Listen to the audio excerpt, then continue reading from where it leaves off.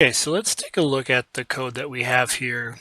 I think for this one, I've decided that we don't need to necessarily build this completely step by step. I'm going to walk through and explain it because this programming interface, everything is color coded, so it's really easy to kind of follow along as we go.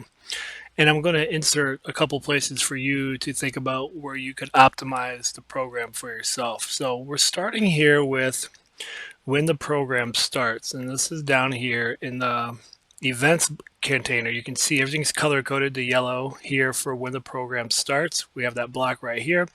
So what I'm doing here is I'm just turning on the lights of our distance sensor.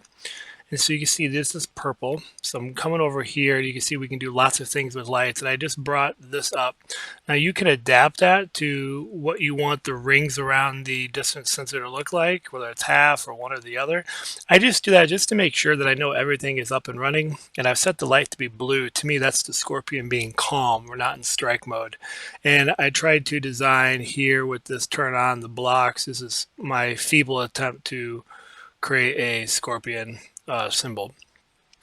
What I've done then is that just activates the lights. That just lets me know that when I'm going to check the code that we know that the program is ready. So if we look over here then with the color sensor, that's this one here and this one here. It's basically the exact same code. The only difference that we've done is change it for the different colors. And so we've used red and yellow for our Scorpion build. That's just the pieces that we had available, and it's easy for the color sensor to detect. So we went over here to the control or to the events, excuse me, and I brought over when the color, and now this is going to be your port to your brick. I have mine plugged into D. You might have it plugged in differently. It's fine. Just make sure that it's properly connected to the right channel. So when it's red, what's going to happen? And when it's yellow, what's going to happen? I've set all the center light button here, the circle around the power button, to be red. That lets me know as I was checking code, and also when a Scorpion now is in strike mode, it's been activated, that it has sensed something. We're moving in the red, which to me is like, all right, game on. We've got a repeat block of 2 in here, and so that is here in the control. We're using a repeat block. I dragged this block over, that's right there. And basically we've turned the motors on that activate the tail. So in this code it's A and E, and we have it, the way I have it built, it's negative 50% power. That's actually going to make the tail move forward.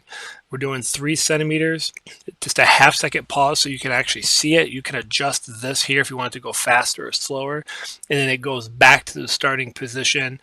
We go back 3 centimeters, and I have it here at waiting 1 second, so there's another pause there, and then it's going to repeat that process one more time. When it kicks out of this code, so it's going to go through, it's going to strike, it's going to recoil, it's going to strike, it's going to recoil, then it's going to kick out of that loop and come down here. And I've just added a series of movement blocks. There's lots of ways to create movement. I've set the movement motors to F and B.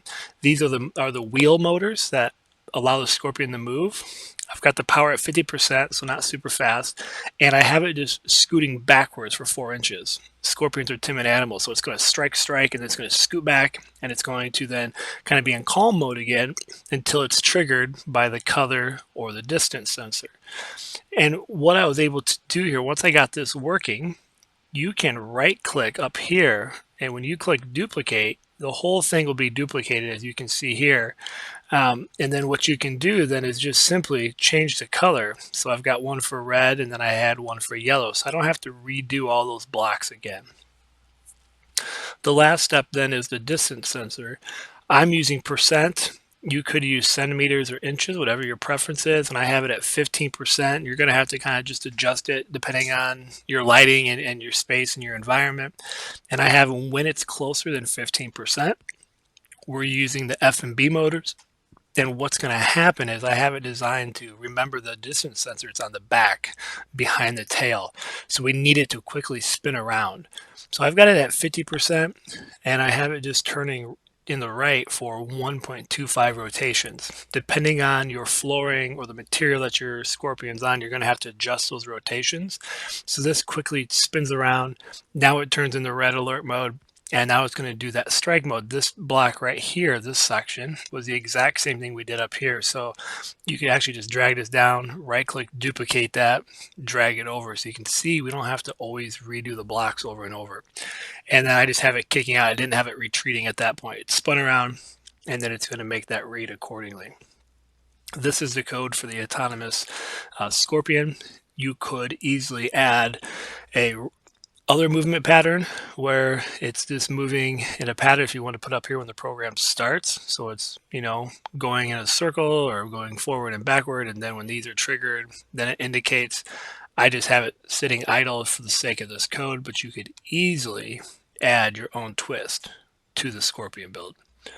So on our coding canvas, we have this joystick here. So we're going to click that, and we need to go to the edit icon and create our joystick. So we're going to hit this plus sign for our widgets, and we're going to add 2 for this program. We're going to add a joystick. Then you can move this wherever you wish on this grid as long as it works. And then we're also going to add a button.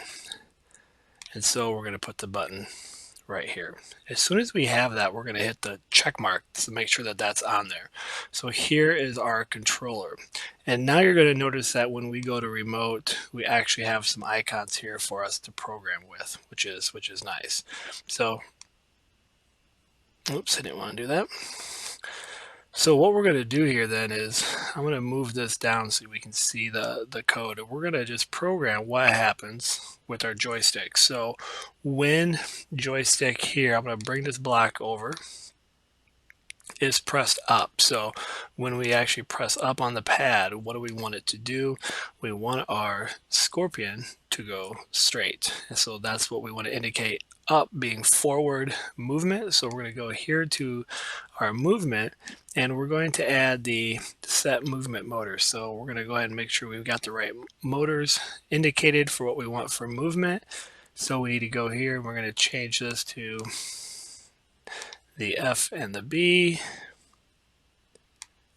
Let me go ahead. There we go. F and B on this control. We're going to set the speed. I just keep it at 50%. You can obviously dial it into the way you want. And then we're just going to hit start moving this way. As long as we are pressing up on the pad, it's going to start moving in a straight arrow. So what we can do here is we can literally just copy and paste this and make this work. Well, I forgot, our motors on our Scorpion, the way we have it built, are opposite. So we actually need to make this a negative 50%. I apologize for that. So we're going to right click here, and we're going to duplicate, and we can go then right over here. We can make this when it's down, and the only thing we need to change here is just make this positive. So this is going to go forward, this is going to go backward. And now if we want to change this to go right and left, I'm just going to go ahead and drag this down right here. We're duplicating it again, and when we go to the right, we are going to just shift this. Okay, everything here is the same. We're just going to make this to the right. And you can adjust how strong of a turn you want. I'm just going to make it 85, but you can play around with that. And then we'll do the same thing with left. And I'm going to make that over here. I'll just keep it the same, so left. And I want to make this one to the right, and this when we press to the left. And just one more important one that we want to add is when we are not pressing any of the controls. Okay, so when we release this joystick, and I'm actually going to drag this up so we can see, when released, okay,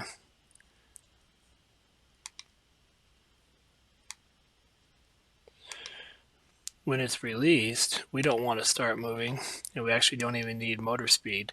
We're just going to go here to stop moving. So when we're not touching the control, it's not going to move at all. The last thing that we need to do is just control our B. When we press the button, we want our Scorpion to strike. So I'm actually just going to shift these up here So we've got some room to operate.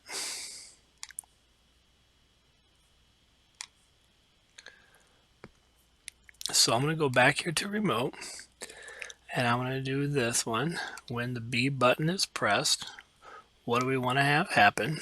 We got to set the motors to which motors. In this case, the motors for the tail. So we're going to drag the set movement motors over, and our tail, it's not F and B, it's E and A. Okay. And now that we have that, we're going to set the motor speed.